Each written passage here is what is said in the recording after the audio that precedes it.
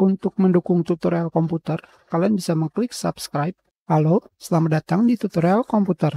Tutorial kali ini mengenai LibreOffice Writer mengganti warna pada teks atau pada tulisan.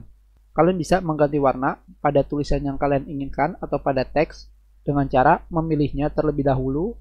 Setelah itu kalian pilih pada bagian font color di sini. Kalian bisa memilih warna yang kalian inginkan, tanda panah ke bawah di sini. Di sini kalian akan disuguhkan mengenai pilihan warna.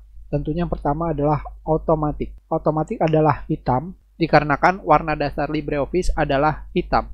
Dan kalian bisa memilih dari pilihan palet warna di sini, atau kalian bisa memilih berbagai macam warna palet, misalkan chart palet, compatibility, free color, dan yang kalian inginkan. Kalian bisa mencarinya sendiri. Dan tentunya warna yang pernah kalian pilih bisa kalian temukan di sini. Sekarang kita pilih misalkan adalah red. Maka sekarang kita sudah memberikan warna merah. Tentunya ketika kalian sudah memilih warna yang kalian inginkan, kalian bisa memilih teks yang lain. Setelah itu, jika kalian ingin memilih warna tersebut kembali, kalian tidak perlu memilih warna seperti ini. Kalian tinggal mengklik tombol font color dengan ikon T dan warna di bawahnya.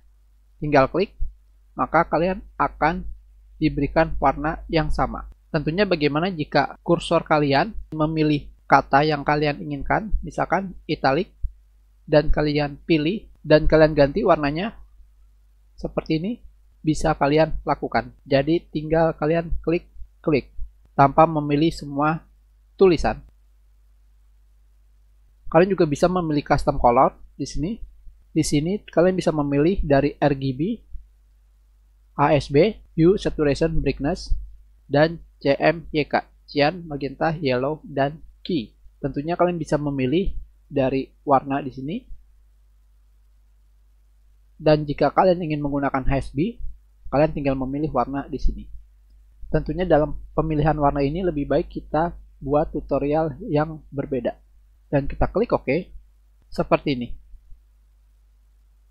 Tentunya untuk mengembalikan warna tulisan kalian menjadi hitam, kalian tinggal memilih semua. Dan kalian pilih kembali warna hitam, seperti ini, atau warna otomatis.